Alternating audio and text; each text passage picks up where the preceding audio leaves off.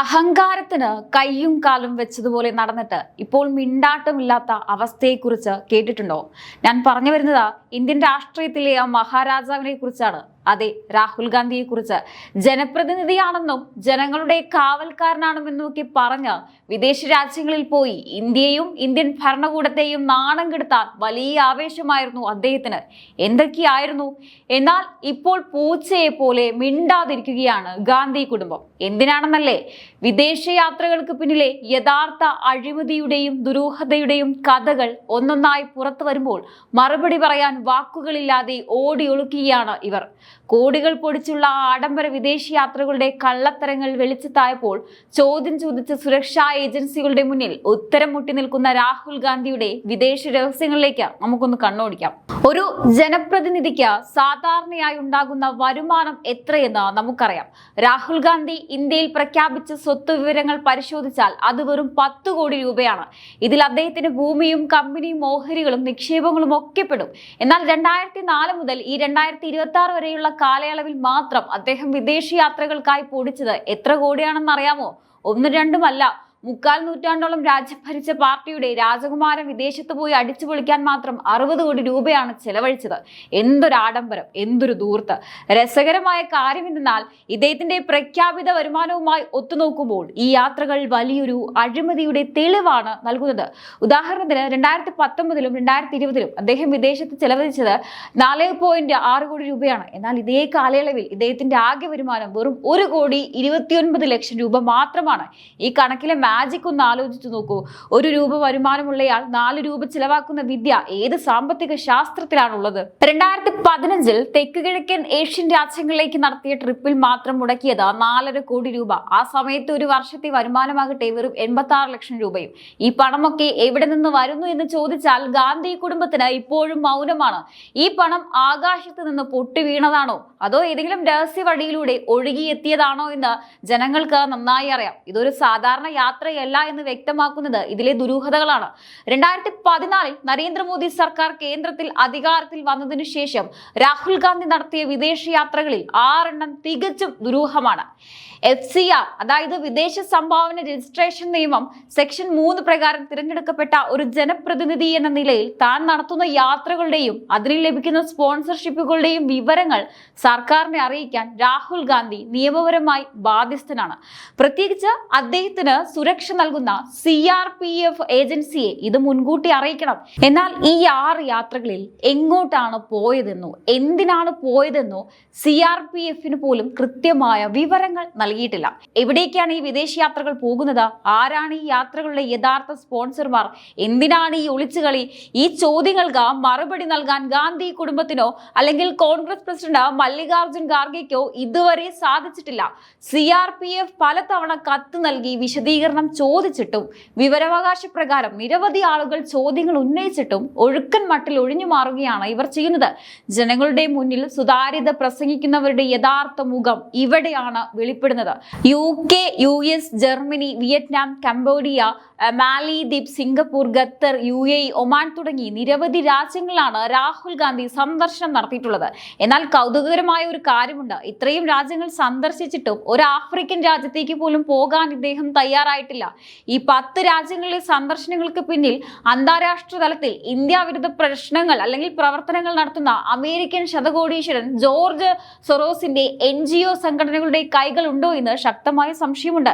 George സൊറോസിന്റെ NGOകൾക്ക് വേണ്ടിയാണ് രാഹുൽ ഈ യാത്രകൾ പലതും നടത്തിയതെന്നാണ് ആരോപണങ്ങൾ ഉയരുന്നത്. ഈ യാത്രകളിലൊക്കെ രാഹുൽ ഗാന്ധി നടത്തുന്ന പ്രസംഗങ്ങൾ ശ്രദ്ധിച്ചാൽ ഒരു കാര്യം മനസ്സിലാകും. അവിടെ ചെന്ന് ഇന്ത്യയെ കുറ്റപ്പെടുത്താനും ഇന്ത്യൻ ജനാധിപത്യത്തെ അധിക്ഷേപിക്കാനുമാണ് ഇദ്ദേഹം സമയം കണ്ടെത്തുന്നത്. വിദേശത്ത് നിന്ന് ഒരുക്കുന്ന അജണ്ടകളാണ് പിന്നീട് കോൺഗ്രസ് ഇന്ത്യയിൽ വന്ന് നടപ്പാക്കാൻ ശ്രമിക്കുന്നത്. ഉദാഹരണത്തിന് രാഹുൽ ഗാന്ധി അമേരിക്ക സന്ദർശിച്ചപ്പോൾ ഡെമോക്രാറ്റ് പാർട്ടി നേതാവായ ഇലാൻ ഒമറിനെ കാണാൻ പ്രത്യേക താല്പര്യം കാണിച്ചു. കാശ്മീരിൽ മോദി സർക്കാർ ആർട്ടിക്കിൾ 370 എടുത്തു കളഞ്ഞപ്പോൾ അതിനെതിരെ അന്താരാഷ്ട്ര തലത്തിൽ വിഷം തുപ്പിയ നേതാവാണ് ഇലാൻ ഉമർ. കാശ്മീർ ഇന്ത്യയുടെ ആഭ്യന്തര വിഷയമല്ലെന്നും അത് പാകിസ്ഥാനും ഇന്ത്യയും തമ്മിലുള്ള പ്രശ്നമാണെന്നും പ്രഖ്യാപിച്ച ഇത്തരമൊരു ഇന്ത്യ വിരുദ്ധ നേതാവിനെ കെട്ടിപ്പിടിക്കാൻ രാഹുൽ ഗാന്ധിക്ക് എങ്ങനെ സാധിക്കുന്നു? രാജ്യസ്നേഹത്തെക്കുറിച്ച് വാചാലനാകുന്ന ആളുടെ യഥാർത്ഥ വിദേശ അജണ്ട ഇതാണോ? ഈ യാത്രകൾ നടന്ന രാജ്യങ്ങളിൽ വലിയ തോതിലുള്ള അന്താരാഷ്ട്ര മാഫിയ ശൃംഖലകൾ പ്രവർത്തിക്കുന്നുണ്ടെന്ന ആരോപണവും ചെറുതല്ല. ഒമാനിൽ മാത്രം 4-5 തവണയാണ് രാഹുൽ ഗാന്ധി പോയത്. അവിടെ അദ്ദേഹം സ്ഥിരമായി ഭക്ഷണം കഴിക്കാറുള്ള ഒരു റെസ്റ്റോറന്റ് ഉടമയ്ക്ക് ചൈനീസ് കമ്പനികളുമായി അടുത്ത ബന്ധമുണ്ടെന്നാണ് പുറത്തു വരുന്ന വിവരങ്ങൾ. ഇതിന് പിന്നിൽ വലിയൊരു രാജ്യദ്രോഹ അട്ടിമറിയുടെ കഥയുണ്ടാവാം. ഇന്ത്യയെ തന്ത്രപ്രധാന ശക്തിയാക്കി മാറ്റാൻ കേന്ദ്ര സർക്കാർ കൊണ്ടുവന്ന ആൻഡമാൻ നിക്കോബാർ പദ്ധതിയെ അട്ടിമറിക്കാൻ ചൈന ശ്രമിക്കുന്നുണ്ട്.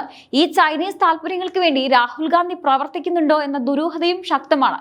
കേരളത്തിൽ ഉൾപ്പെടെ നിയമസഭാ തിരഞ്ഞെടുപ്പ് പ്രചാരണം കൊടുമ്പിരി കൊണ്ടു നിൽക്കുന്ന സമയത്തായിരുന്നു പെട്ടെന്ന് പ്രചാരണങ്ങളൊക്കെ നിർത്തിവെച്ച് രാഹുൽ ഗാന്ധി ഗ്രേറ്റ് നിക്കോബാർ സന്ദർശിക്കുകയും കേന്ദ്ര സർക്കാരിന്റെ പദ്ധതിക്കെതിരെ ശക്തമായി രംഗത്ത് വരികയും ചെയ്തത് നാം കണ്ടതാണ്. തിരഞ്ഞെടുപ്പ് പോലും മറന്ന് നിക്കോബാറിലേക്ക് ഓടാൻ രാഹുലിന് എന്തായിരുന്നു ഇത്ര ധൃതി? ഈ നീക്കങ്ങൾക്ക് പിന്നിൽ ചൈനയുമായുള്ള രഹസ്യ ഇടപാടുകൾ ഉണ്ടോ എന്ന് സംശയിക്കേണ്ടിയിരിക്കുന്നു. ചൈനീസ് കമ്മ്യൂണിസ്റ്റ് പാർട്ടിയുമായി കോൺഗ്രസ് ഒപ്പുവെച്ച രഹസ്യ കരാറുകളുടെ തുടർച്ചയാണോ ഈ നീക്കങ്ങൾ? ഇനി നമുക്ക് ഈ വിവാദത്തിന്റെ ഏറ്റവും നിർണായകമായ വശത്തേക്ക് വരാം. രാഹുൽ ഗാന്ധി നടത്തിയ 54 യാത്രകളിൽ എന്തുകൊണ്ടാണ് ഈ 6 യാത്രകൾ മാത്രം ഇത്രയധികം ദുരൂഹമായി തുടരുന്നത്? സാധാരണ ഒരു ജനപ്രതിനിധി വിദേശത്ത് പോകുമ്പോൾ അത് ഔദ്യോഗിക ആവശ്യങ്ങൾക്കോ അല്ലെങ്കിൽ വ്യക്തിപരമായ ആവശ്യങ്ങൾക്കോ ആകാം. എന്നാൽ ഈ 6 യാത്രകളുടെ കാര്യത്തിൽ എങ്ങോട്ടാണ് പോയതെന്നോ എന്തിനാണ് പോയതെന്നോ ഉള്ള യാതൊരു വിവരവും രാജ്യത്തെ സുരക്ഷാ ഏജൻസികൾക്കോ സർക്കാരിനോ നൽകാൻ രാഹുൽ ഗാന്ധി തയ്യാറായിട്ടില്ല. ഭരണഘടനയും നിയമങ്ങളും അനുസരിക്കാൻ ബാധ്യസ്ഥനായ ഒരു പാർലമെന്റ് അംഗം രാജ്യത്തെ നിയമങ്ങളെയും സുരക്ഷാ പ്രോട്ടോകോളുകളെയും പൂർണ്ണമായും കാറ്റിൽ പറത്തിക്കൊണ്ടാണ് ഈ യാത്രകൾ നടത്തിയത്. തനിക്ക് VVIP സുരക്ഷ നൽകുന്ന CRPF ഉദ്യോഗസ്ഥരെ പോലും പൂർണ്ണമായി ഒഴിവാക്കിക്കൊണ്ട് അല്ലെങ്കിൽ മുൻകൂട്ടി യാത്രാ വിവരങ്ങൾ നൽകാതെ മുങ്ങിയ ഈ 6 യാത്രകൾക്ക് പിന്നിൽ വലിയ അജണ്ടകൾ ഉണ്ടെന്നാണ് ആരോപണം. എന്താണ് ഗാന്ധി കുടുംബം ഇതിൽ ഒളിപ്പിച്ചു വെക്കുന്നത്? അമേരിക്ക, ബ്രിട്ടൻ, ജർമ്മനി പോലുള്ള 10 പ്രമുഖ വിദേശ രാജ്യങ്ങളിലേക്ക് നടത്തിയ യാത്രകളുടെ കൂട്ടത്തിലാണ് ഈ രഹസ്യ യാത്രകളും വരുന്നത്. സാധാരണക്കാരൻ വിദേശത്തേക്ക് പോകുമ്പോൾ കൃത്യമായ പാസ്പോർട്ട്, വിസ രേഖകളും യാത്രാ ലക്ഷ്യങ്ങളും വ്യക്തമാക്കേണ്ടതുണ്ട്. എന്നാൽ ഇവിടെ ഒരു മുൻനിര രാഷ്ട്രീയ നേതാവ് കോടിക്കണക്കിന് രൂപ ചെലവഴിച്ച് നടത്തിയ യാത്രകളുടെ സ്പോൺസർമാർ ആരാണെന്ന് വെളിപ്പെടുത്താൻ മടിക്കുകയാണ്. വിവരാവകാശ രേഖകൾ വഴി സാധാരണക്കാർ ചോദിച്ചിട്ടും സുരക്ഷാ ഏജൻസികൾ ഔദ്യോഗികമായി കത്തയച്ചിട്ടും രാഹുൽ ഗാന്ധിയോ മല്ലികാർജുൻ ഖാർഗെയോ ഇതിന് മറുപടി നൽകുന്നില്ല. ഈ 6 യാത്രകൾ നടന്ന സമയത്താണ് അന്താരാഷ്ട്ര തലത്തിൽ ഇന്ത്യയുടെ പ്രതിച്ഛായ തകർക്കാൻ ശ്രമിക്കുന്ന വിദേശ ശക്തികളുമായി രാഹുൽ ഗാന്ധി കൂടിക്കാഴ്ച നടത്തിയതെന്ന സംശയവും ശക്തമാകുന്നത്. ഈ നിഗൂഢ യാത്രകൾക്ക് തൊട്ടു പിന്നാലെയാണ് വിദേശ മണ്ണിൽ വെച്ച് ഇന്ത്യയിലെ ജനാധിപത്യ സംവിധാനങ്ങളെയും ഭരണകൂടത്തെയും അധിക്ഷേപിക്കുന്ന പ്രസംഗങ്ങൾ അദ്ദേഹം നടത്തിയത്. അതുകൊണ്ട് തന്നെ സുരക്ഷാ ഏജൻസികളുടെ കണ്ണുവെട്ടിച്ച് നടത്തിയ ഈ 6 യാത്രകൾ വെറും ഒരു വിനോദയാത്രയല്ല, മറിച്ച് ഇന്ത്യക്കെതിരെയുള്ള അന്താരാഷ്ട്ര അജണ്ടകളുടെ ഭാഗമായിരുന്നോ എന്ന ചോദ്യത്തിന് മറുപടി പറയാൻ ഗാന്ധി കുടുംബം ബാധ്യസ്ഥരാണ്. മൗനം പാലിക്കുന്നത് വഴി തങ്ങൾക്ക് എന്തൊക്കെയോ ഒളിക്കാനുണ്ടെന്ന് അവർ സ്വയം തെളിയിക്കുകയാണ് ചെയ്യുന്നത്.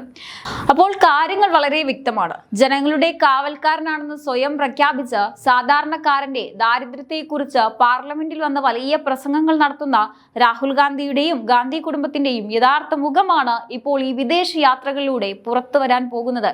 ഇന്ത്യയിൽ വെറും 10 കോടിയുടെ പ്രഖ്യാപിത ആസ്തി മാത്രമുള്ള ഇദ്ദേഹത്തിന് എങ്ങനെയാണ് വിദേശത്ത് 60 കോടിയോളം രൂപ ചിലവഴിക്കാൻ സാധിക്കുന്നത്? ഈ ആരോപണങ്ങൾക്ക് എന്തുകൊണ്ടാണ് ഇവർ കൃത്യമായി മറുപടി നൽകാത്തത്? എന്തായാലും രാഹുൽ ഗാന്ധിയുടെ ഈ ഒരു വിദേശയാത്രയെ നിങ്ങൾ എങ്ങനെയാണ് നോക്കിക്കാണുന്നത്? ഇതിന് പിന്നിൽ മറ്റെന്തെങ്കിലും ഗൂഢാലോചനയുണ്ടോ? തീർച്ചയായിട്ടും നിങ്ങളുടെ അഭിപ്രായങ്ങൾ താഴെ കമന്റ് ബോക്സിൽ രേഖപ്പെടുത്തുക. മറ്റൊരു വിഷയമായി വീണ്ടും കാണാം. നന്ദി.